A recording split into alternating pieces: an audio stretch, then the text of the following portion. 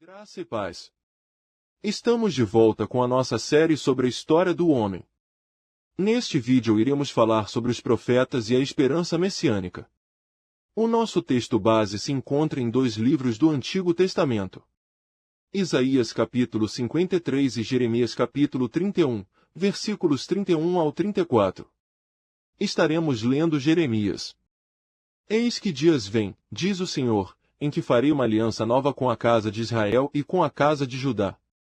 Não conforme a aliança que fiz com seus pais, no dia em que os tomei pela mão, para os tirar da terra do Egito, porque eles invalidaram a minha aliança apesar de eu os haver desposado, diz o Senhor. Mas esta é a aliança que farei com a casa de Israel depois daqueles dias, diz o Senhor, porei a minha lei no seu interior, e a escreverei no seu coração, e eu serei o seu Deus e eles serão o meu povo.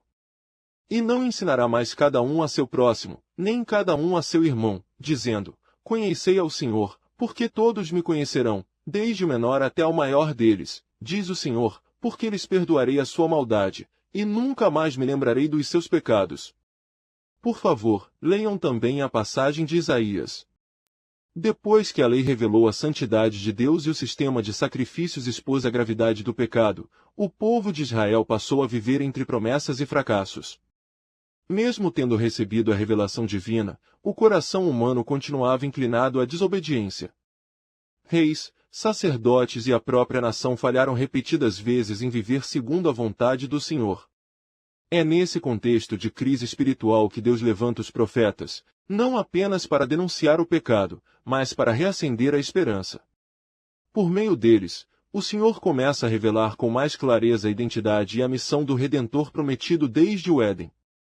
Isaías, de forma extraordinária, descreve um Messias que não viria apenas em glória, mas em sofrimento. No capítulo 53, o profeta apresenta o servo do Senhor como alguém desprezado, rejeitado, ferido e moído, não por seus próprios pecados, mas pelos pecados do povo.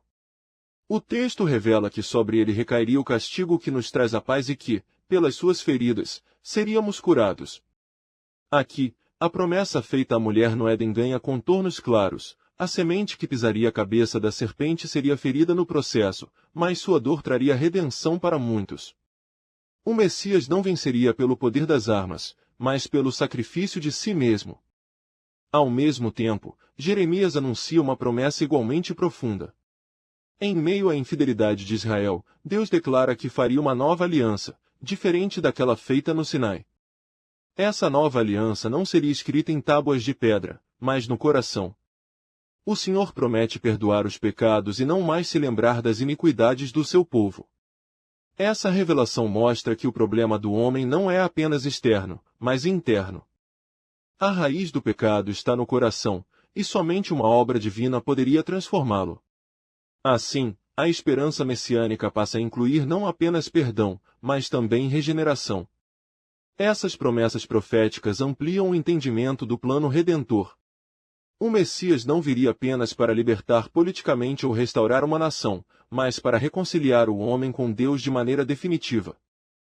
O sofrimento do servo e a nova aliança apontam para uma obra que alcançaria o mais profundo da natureza humana, curando a separação causada no Éden e restaurando o relacionamento rompido pelo pecado.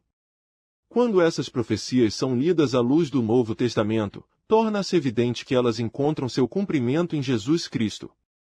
Ele é o servo sofredor de Isaías, que levou sobre si as nossas iniquidades, e também o mediador da nova aliança anunciada por Jeremias, que escreve a lei de Deus nos corações pelo Espírito.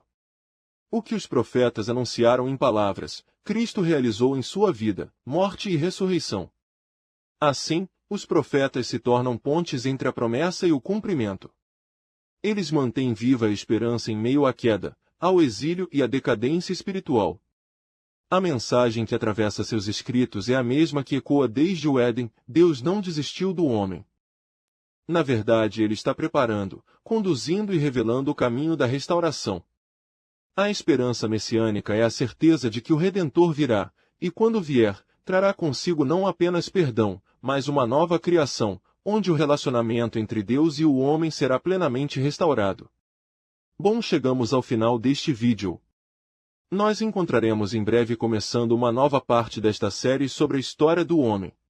Nós iremos começar a falar sobre o cumprimento da redenção em Cristo, e o primeiro tema a ser discutido será sobre a encarnação do Verbo, Deus se faz homem. Um abraço a todos e até lá!